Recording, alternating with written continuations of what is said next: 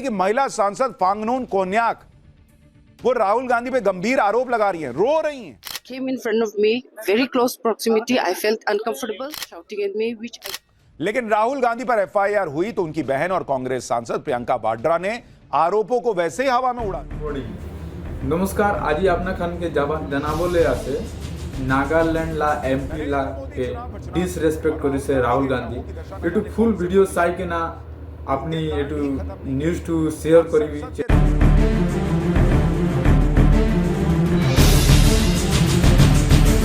नरेंद्र मोदी चुनाव पर चुनाव जीत रहे हैं और राहुल गांधी के ग्रहों की दशा न जाने कौन से पोजीशन में है बॉस, कि उनके कांड ही खत्म नहीं होते।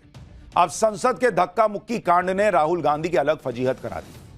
ऊपर से राहुल गांधी जिस तरह से चोटिल सांसद से मिले और अहंकार भरे भाव के साथ कट लिए, उससे उनकी छीछा लेदर अलग हो रही। लेकिन आज की डेट में सबके मन में यही सवाल है कि एफआईआर तो हो गई, लेकिन क्या राहुल गांधी गिरफ्तार होंगे? क्या राहुल गांधी जेल जाएंगे? क्या बीजेपी ने ऐसे ही एफआईआर करा दी या वाकई राहुल को जेल भेजने का कोई सीन भी है? आज पाठशाला में हम आपको इन सारे सवालों के जवाब देंगे। नियम कायदे क्या कहते हैं, सबूत क्या बता रहे हैं, पुलिस की जांच तो चल ही रही है, इस बीच राहुल गांधी के साथी सांसदों ने जो कह दिया वो क्या किसी गवाही से कम है? और क्या यह गवाही राहुल गांधी को भारी तो नहीं पड़ जाएगी? आप भी सोच रहे होंगे कि राहुल गांधी के किन साथियों ने ऐसी गवाही दे दी जो राहुल गांधी को फंसा सकती है। भाई आज आपको सब दिखाऊंगा, सब बताऊंगा। पुलिस को सीसीटीवी फुटेज में क्या दिख गया है इसकी भी बात होगी। लेकिन आप कांग्रेस का एटीट्यूड देखिए बॉस। पहले इतना बवाल हो गया, दो सांसद अस्पताल में हैं, लेकिन कांग्रेस और उनका इकोसिस्टम चोटिल सांसदों को ही नौटंकीबाज बता रहा है और राहुल गांधी को हीरो बताने में लगा हुआ है। कांग्रेस वाले कहते घूम रहे हैं कि राहुल गांधी ने कुछ किया ही नहीं है, वो धक्का मार ही नहीं सकते किसी को। लेकिन धक्का तो मारा गया। किसने किसको मारा यह अब पुलिस की जांच बताएगी, क्योंकि धक्का मुक्की कांड की जांच का लोड दिल्ली पुलिस तो ले रही है, कांग्रेस ले ना ले। क्या दिल्ली पुलिस के हाथ वो वीडियो लग गया है जिसमें राहुल गांधी धक्का देते दिख रहे हैं? और सवाल यह भी है कि राहुल गांधी अगर दोषी साबित हुए तो उन्हें कितने साल की जेल होगी? क्या जेल जाते ही राहुल गांधी की संसद सदस्यता चली जाएगी? यह सब आज आपको विस्तार से बताऊंगा, क्योंकि इस कहानी में अभी कई क्लाइमैक्स आने बाकी है। लेकिन पहले देखिए कि आज क्या हुआ है। आज संसद सत्र का आखिरी दिन भी था। जिस हंगामे के साथ यह सत्र शुरू हुआ था उससे कहीं ज्यादा बड़े हंगामे और बवाल के साथ सत्र खत्म हुआ। आज संसद सत्र के आखिरी दिन भी विरोध प्रदर्शन चलता रहा। अंबेडकर पर अमित शाह के बयान के विरोध में कांग्रेस ने प्रोटेस्ट किया। मल्लिकार्जुन खड़गे से लेकर प्रियंका वाड्रा तक प्रोटेस्ट में शामिल हुए। बीजेपी ने संसद सत्र के आखिरी दिन राहुल गांधी के खिलाफ जोरदार प्रोटेस्ट मार्च निकाला। बीजेपी सांसदों ने संसद के बाहर नारेबाजी करते हुए मार्च निकाला। राहुल गांधी माफी मांगो, गुंडागर्दी नहीं चलेगी जैसे नारे बीजेपी के मार्च में लग रहे थे। लेकिन आपने एक चीज गौर की, राहुल गांधी नहीं दिख रहे हैं जो कांग्रेस वाला प्रदर्शन था उसमें। राहुल गांधी आज कहां थे वो भी बताऊंगा। लेकिन संसद का सत्र खत्म हो गया। इस सत्र में राहुल गांधी पर जो आरोप लगे वो खत्म नहीं हुए। इन आरोपों की वजह से ही यह सत्र कभी नहीं भूला जा सकेगा, क्योंकि आज तक नेता विपक्ष तो छोड़िए, किसी सांसद पर वैसे आरोप नहीं लगे जो राहुल गांधी पर लग गए। जैसे जॉर्ज सोरेस से जुड़े आरोपों को हवा में उड़ा दिया गया। एक बार प्रियंका वाड्रा को सुनिए, फिर आपको बताऊंगा संसद कांड पर राहुल गांधी के दोस्तों की उस गवाही के बारे में जो राहुल गांधी को धक्का मुक्की कांड में अरेस्ट भी करवा सकती है, उनकी परेशानी बढ़वा सकती है। पूरा देश देख रहा है, राहुल जी पे तमाम इन्होंने केस लगा रखे हैं, कभी नया एफआईआर निकालते हैं, झूठ बोलते हैं, पूरा देश देख रहा है। इससे ये दिखता है कि उनका डेस्परेशन लेवल क्या है। प्रियंका वाड्रा तो राहुल गांधी का बचाव करेंगी, लेकिन सच यह है कि राहुल गांधी पर बीजेपी सांसदों को धक्का देने के आरोप लगे हैं, एफआईआर हो चुकी है।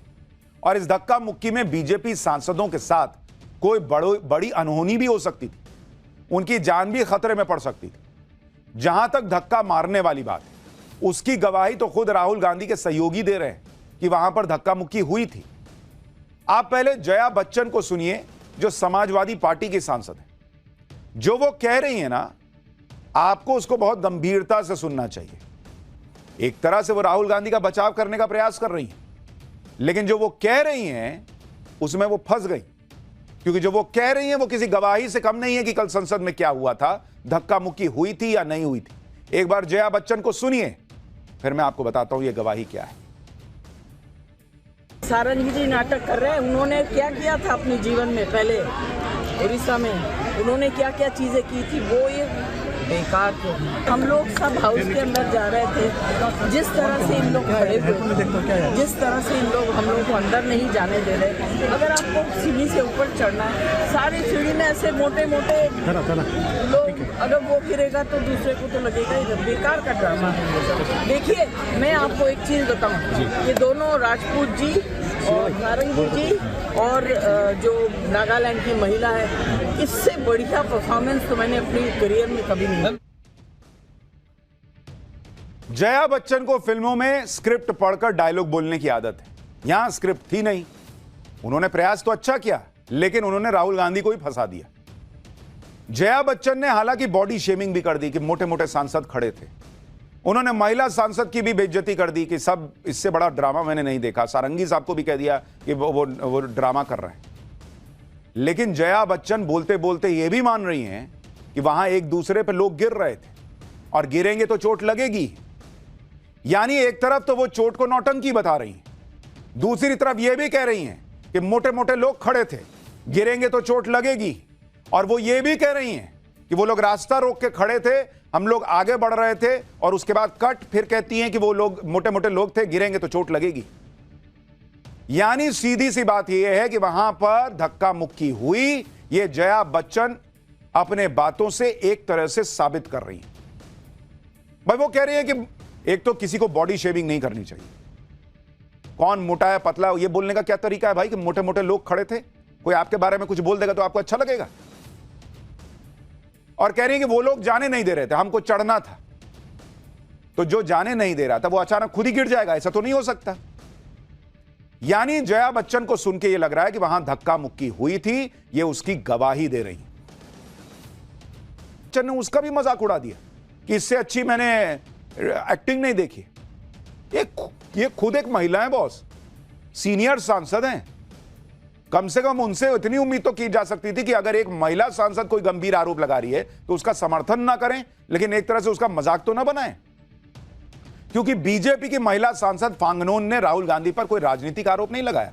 वो ऐसे आरोप थे जो महिला के प्रताड़ना से जुड़े थे, जिसके बारे में बताने में भी सांसद फांगनोन कोन्याक असहज हो रही थी। ये ऐसे आरोप थे जो एक महिला के सम्मान और इज्जत से जुड़े हुए थे। बीजेपी की महिला सांसद फांगनोन कोन्याक ने कहा था कि राहुल गांधी उनके बहुत करीब आकर खड़े हो गए थे, मैं बहुत अनकंफर्टेबल हो गई थी, राहुल गांधी उन पर चिल्ला रहे थे। सिर्फ जया बच्चन ही नहीं, कांग्रेस भी अब फांगनोन कोन्याक को टारगेट कर रही है। कांग्रेस सांसद हीबी ईडेन ने लोकसभा स्पीकर को लेटर लिखकर बीजेपी सांसद के आरोपों को झूठा बता दिया है। कह दिया है कि राहुल गांधी को बदनाम करने के लिए आरोप लगाए गए। कांग्रेस सांसद प्रमोद तिवारी को भी आप सुन लीजिए, वो तो बीजेपी की महिला सांसद पर उल्टे ये आरोप लगा रहे हैं कि सांसद फांगनोन कोन्याक उनका रास्ता रोक रही थी। मतलब ये जैसे राहुल गांधी ने नहीं कहा कल सारंगी साहब के पास जाकर कि इन्होंने मुझे धक्का दिया, वैसे ही अब प्रमोद तिवारी कह रहे हैं कि वो महिला सांसद उनको रोक रही थी। एक बार उनको सुनिए, फिर मैं बताता हूं कि धक्का मुक्की कांड पर राहुल के दोस्तों की दूसरी गवाही क्या कहती है। ये डर गए जैसे 70 साल के पतले दुबले व्यक्ति, बुजुर्ग व्यक्ति सारंगी साहब ने राहुल गांधी को धक्का दे दिया। कह रहे हैं वो तो राहुल गांधी के खिलाफ एक तरह से गवाही है, उसको कैसे झुठलाइएगा? भाई जया बच्चन बोली ना वहां मोटे मोटे लोग खड़े थे, गिरेंगे तो चोट तो लगेगी। मतलब कोई आदमी खड़े खड़े खुद ही तो नहीं गिर गया होगा कि मैं गिर जाता हूं, पीछे वाले को चोट लगाता हूं। इसका मतलब किसी ने पुश किया होगा। धक्का मुक्की कांड पर आप राहुल गांधी के एक और दोस्त की गवाही सुनिए जो इंडिया अलायंस से ही है।